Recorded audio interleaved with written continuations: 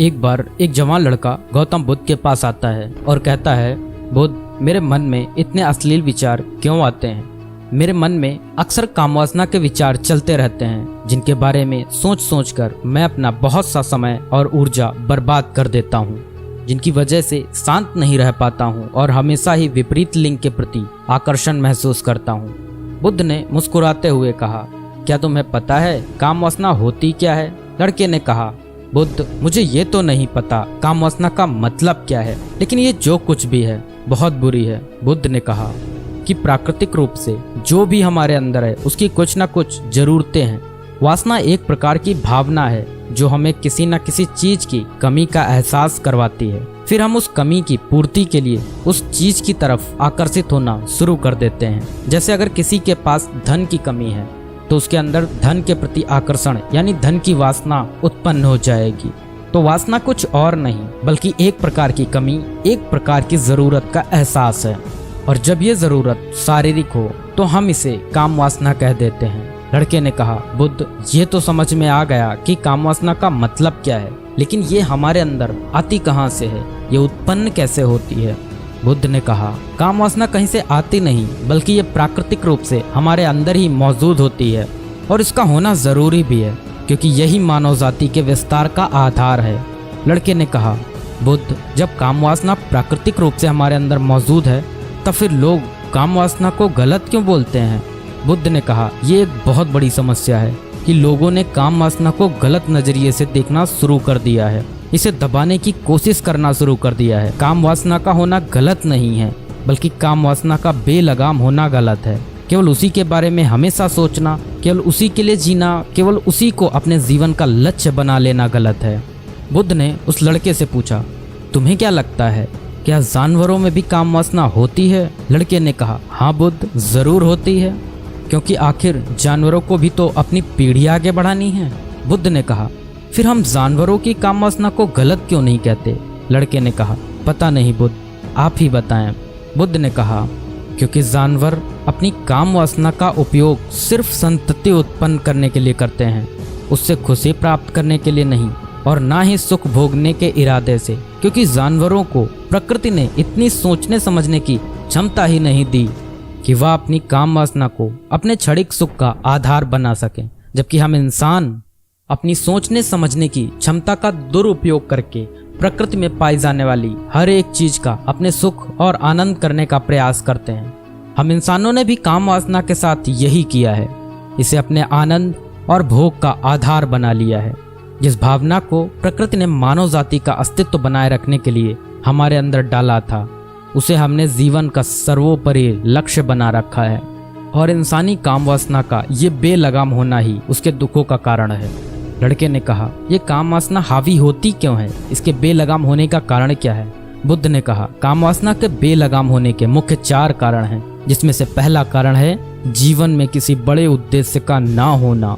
बुद्ध ने उस लड़के से पूछा, क्या जब तुम किसी काम में व्यस्त होते हो तब भी तुम्हारे दिमाग में अश्लील विचार आते हैं? लड़के ने कहा, नहीं बुद्ध, जब मैं व्यस्त होता हूँ तो मेरे दिमाग में अश्लील विचार नहीं आते। बुद्ध ने कहा, हमारा दिमाग एक बार में सिर्फ एक ही चीज के बारे में सोच सकता है, इसलिए जब हमारे दिमाग में कोई दूसरे विचार चल रहे होंगे तो अश्लील विचार आ ही नहीं सकते। अगर हमारे जीवन में कोई बड़ा और स्पष्ट लक्ष्य है और अगर हम उस स्पष्ट लक्ष्य के प्रति पूरी तरह से समर्पित हैं तो हमारे पास कभी इतना समय ही नहीं होगा कि ये फालतू विचार हमारे मन में घर कर सकें। और अगर ऐसे विचार उठते भी हैं तो हमारे मजबूत लक्ष्य के विचार इन्हें आसानी से हमारे मन से अलग कर देंगे। लेकिन समाज की असल समस्या यही है कि अधिकतर लोगों के पास उनका स्पष्ट लक्ष्य ही नहीं है। काम वासना के बेलगाम होने का दूसरा सबसे बड़ा कारण है समाज के द्वारा इसे गलत बताकर उसे दबाए जाने की कोशिश करना। लोगों के एक बड़े तबके ने कामुकता को हमेशा ही एक शक की नजर से देखा है और इसका सबसे बड़ा कारण है हमने अपने प्रजनन अंगों को शरीर के बाकी अंगों की तरह स्वीकार्य नहीं किया, जबकि हमारे प्रजनन अंग भी हमारे शरीर का हिस्सा मात्र हैं, इससे अधिक कुछ भी नहीं। आगे बुद्ध ने कहा, इंसानों में कामुकता के हावी होने का तीसरा कारण है हमारा अपने विचारों के प्रति जागरूक न होना। हमारे मन में कैसे विचार चल रहे हैं हम इस पर कभी ध्यान ही नहीं देते। हमारे मन में उठने वाले विचारों के बारे में एक अनोखी बात यह है कि जब हम किसी एक चीज के बारे में विचार करते हैं तो हमारा मन उससे संबंधित और भी विचार हमारे सामने रखना शुरू कर देता है और फिर ऐसे ही हमारे मन में विचारों की एक श्रृंखला बन जाती है जिस पर हम उलझ कर रह जाते हैं। ठीक ऐसा ही होता है अश्लील विचारों के साथ।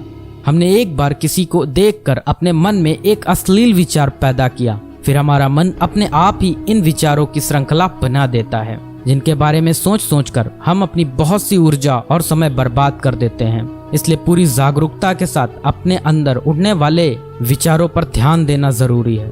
बुद्ध ने कहा, अश्लील विचारों के हावी होने का चौथा कारण है बुरी सोच और अश्लील विचार वाले लोगों की संगति करना। कई बार ऐसा होता है कि कामुकता हमारे अंदर नहीं होती, लेकिन कुछ अश्लील लोगों के साथ रहने की वजह से यह हमारे अंदर हावी हो जाती है। इसलिए बुरे विचार वाले अश्लील लोगों से दूरी बनाकर रखनी चाहिए। लड़के ने कहा, बुद्ध, ये तो समझ में आ गया कि कामुकता हावी कैसे होती है, लेकिन इसे हावी होने से रोका कैसे जा सकता है। बुद्ध ने कहा, सबसे पहले तो तुम ये समझो कि काम वासना की ऊर्जा को रोका नहीं जा सकता, इसे सिर्फ रूपांतरित किया जा सकता है। और इस ऊर्जा को रूपांतरित करने के दो तरीके हैं, पहला है प्रेम और दूसरा है ध्यान। जब हम सच्चे प्रेम में होते हैं तो हमारे अंदर कामुक ऊर्जा हमारी खुशी और हमारे आनंद में परिवर्तित हो जाती है, लेकिन ज्यादातर लोग शारीरिक आकर्षण को ही प्रेम मानते हैं जो कि ऊर्जा का व्यय करता है, रूपांतरण नहीं। काम वासना की ऊर्जा को शरीर के अंदर रूपांतरित करने का सबसे सफल तरीका है ध्यान। ध्यान के माध्यम से आप अपने अंदर स्थित आनंद के उस केंद्र में स्थापित हो जाते हैं जिसके सामने दुनिया का हर भोग विलास फीका लगने लगता है। ऐसा नहीं है कि आप ध्यान में उतरने के बाद वो सब सोचने और करने में सक्षम नहीं होते, बल्कि आप उससे ऊपर उठ चुके होते हैं और फिर ये सब हरकतें आपको छोटी और बचकानी लगने लगती हैं। लड़के ने कहा, लेकिन बुद्ध, ध्यान की शुरुआत कहाँ से करें? बुद्ध ने कहा, सबसे पहले तुम खुद के साथ अकेले में समय बिताना शुरू कर दो, क्योंकि जो इंसान जिसके साथ सबसे ज्यादा समय बिताता है वो उसको सबसे ज्यादा जानने लगता है। और जब तुम खुद को जानना शुरू कर दोगे तो ये सारे भौतिक सुख तुम्हें छोटे लगने लगेंगे और फिर एक दिन ऐसा भी आएगा जो तुम्हारे चाहे बिना तुम्हारे दिमाग में किसी भी तरह के विचार उठना बंद हो जाएंगे।